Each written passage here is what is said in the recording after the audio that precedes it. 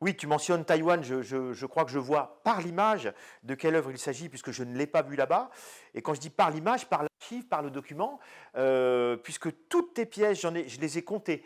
Je crois qu'il y en a plus de 400. Ce qui finalement, sur une trentaine d'années, si on compare à un sculpteur ou à un peintre, c'est une bonne cadence, mais Oui, ça qui est va. pas excessive, même si tu m'avouais qu'elle a plutôt tendance parfois à s'accélérer, avec des pièces majeures, et puis des fois des petites pièces d'un presque rien. Moi j'aime beaucoup aussi ces petites pièces. Un jour j'avais vu à la Biennale de Lyon des sculptures, des câbles qui étaient sous tes pieds. Je les avais regardés et c'était posé au sol. Je me dis qu'est-ce que c'est que ça? Et je m'étais imaginé, Grégory, à un moment donné, peut-être ayant son regard qui flâne et hop, boum, et ça peut faire une œuvre. Et elle est documentée, elle existe, elle ne disparaîtra jamais. En plus, elle a une matérialité qui fait qu'elle est peut-être chez un collectionneur ou dans un centre d'art. Et à chaque fois, elles sont documentées, grandes ou petites, faites peut-être dans la journée ou sur 6 mois, également documentées. Elles ne disparaîtront jamais, même celles dont les serveurs ont disparu d'ailleurs. Oui, en fin de compte, il y a vraiment, cette question du rythme de production, c'est très très important. Je pourrais faire mienne les paroles de Warhol, je veux devenir une machine. Il y a quelque chose chez moi qui veut devenir une machine ultra sensible, mais une machine. Donc produire, c'est important, en quantité. Moi, je défends la quantité sur la qualité. Ça peut sembler bizarre, mais je crois qu'il y a quelque chose qui se passe dans la quantité, qui est la création d'un corpus, c'est-à-dire d'un autre corps, parce que ça circule d'une pièce à une autre.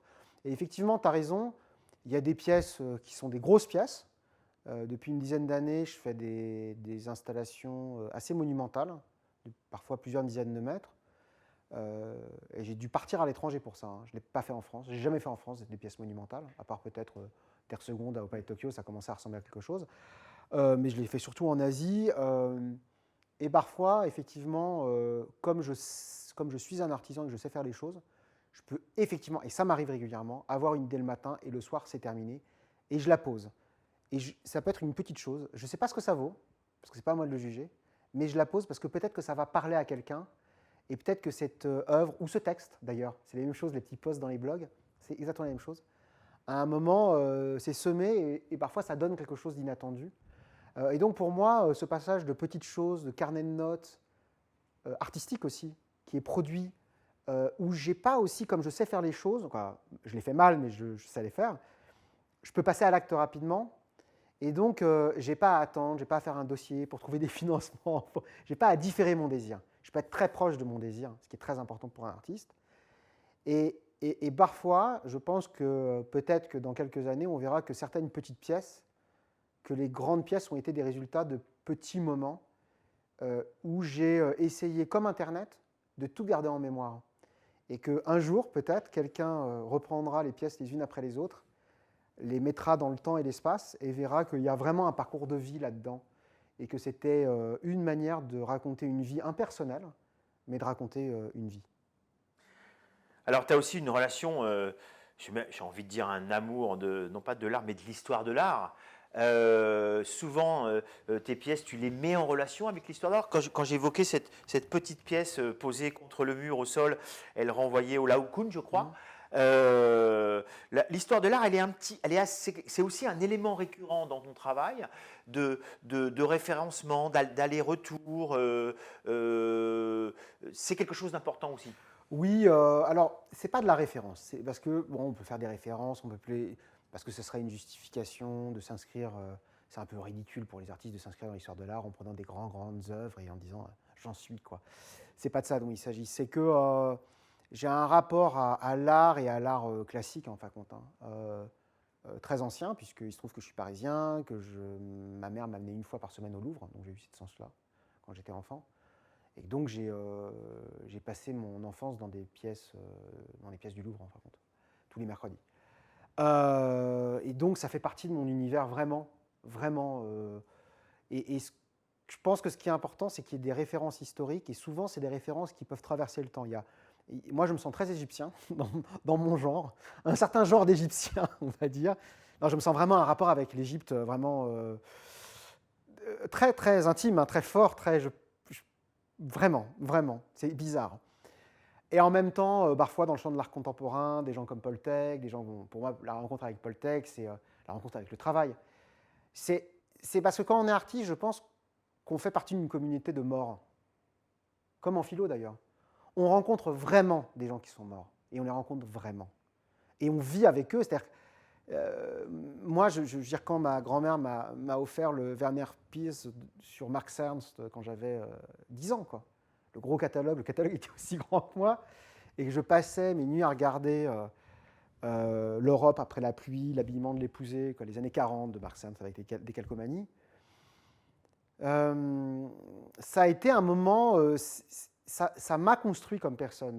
Donc ce n'est pas des références, c'est vraiment des choses qui sont inscrites sur mon corpus, en fin de compte, et qui sont toujours un peu les mêmes références qui circulent, et qui fait qu'à un moment, je parle avec ces disparus, et pas seulement avec un prétendu public, mais parce que je crois comprendre, parfois, pas souvent, mais ce qu'ils ont vécu dans leur travail, parce que je le partage, et ça me... c'est une manière de dire, par exemple, la question de la technique aujourd'hui a affaire avec des choses très profondes, très anciennes, très égyptiennes finalement. C'est intéressant quand on évoque la mort, très importante aussi chez les Égyptiens. Je pense à une pièce de toi, il me semble-t-il, Ceux qui vont mourir, qui est littéralement un titre de roman, de livre. La littérature aussi est très importante dans ton travail.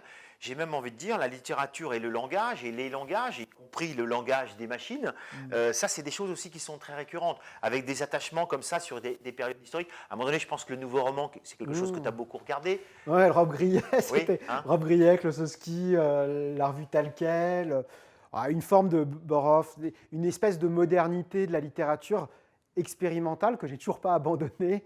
J'abandonne pas ça. C'est vrai que c'est tissé de références, mais c'est pas pour faire. C'est pas de la culture bourgeoise. C'est parce que c'est pas pour faire des références. C'est parce que ces choses-là parfois touchent à vif, et que des références, mais aussi des choses qui parlent d'aujourd'hui, s'entrecroisent. Donc il y a des vraies rencontres. Quand je lis de Cormac McCarthy La Route, au moment où ça sort, c'est une vraie rencontre. Quand je lis Danielewski La Maison des Feuilles, c'est une vraie rencontre. Ça, je ne peux pas expliquer, je ne suis pas juste lecteur, il se passe quelque chose auquel je dois répondre. Ça arrive sur quelques œuvres. Et je voudrais que ces choses-là ne soient pas juste des références culturelles. Je ne veux pas faire cultiver, ça ne m'intéresse pas. C'est que ces choses-là parlent d'une façon, s'adressent à nous, à nos vies d'une façon qui est tellement plus importante que tout le reste, que la manière dont tout le reste nous parle. Et donc j'essaye que cette meute, alors il y a des philosophes dans la bande, il y a des écrivains, il y a des peintres, il y a des sculpteurs dans cette meute. J'aimerais bien être avec une meute, finalement. Et cette communauté de gens qui n'ont d'ailleurs rien demandé, parce qu'ils sont morts, donc ils n'ont rien demandé, mais cette communauté qui de génération en génération se recompose, je pense que si tu t'intéresses à l'art, c'est parce que tu fais partie d'une meute. Tu ne fais pas semblant, tu fais pas ça, tu fais ça pour de vrai, quoi. Donc tu fais partie d'une meute, tu fais partie d'une société politique qui n'est pas celle qui existe là, mais dont tu rêves avec d'autres qui sont peut-être déjà morts. Et je pense que sincèrement, on a besoin de cet autre temps, cette autre politique, nous qui nous intéressons à l'art, pour pouvoir continuer à marcher dans la rue dans le monde actuel. Alors dans ces autres qui sont déjà morts, dans ces génies de la meute, il y a Alfred Hitchcock aussi. Je voudrais qu'on évoque un petit peu le cinéma.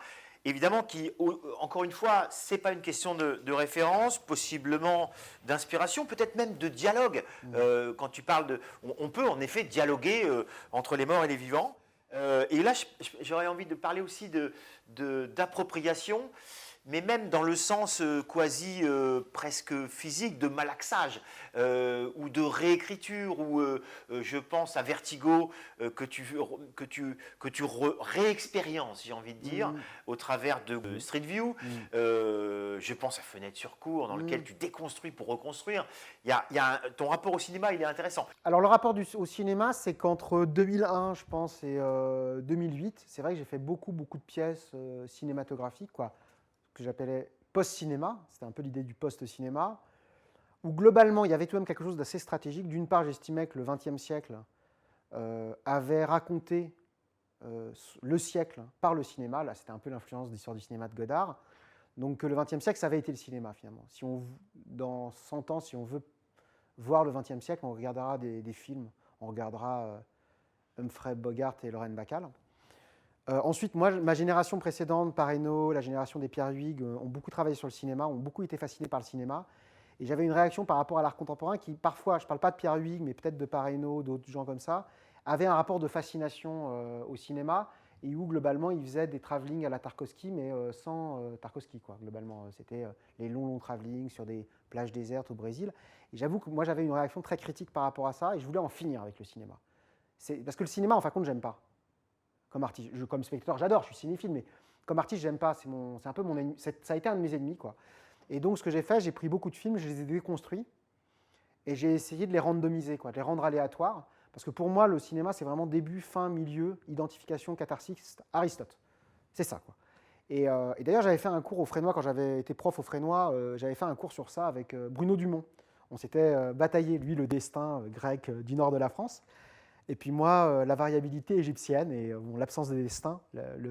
Et donc, pour moi, le cinéma, ça avait été une manière de traiter tous ces auteurs, Lynch, Hitchcock, Tarkovsky, Orson Welles, etc., de les retravailler pour les déconstruire.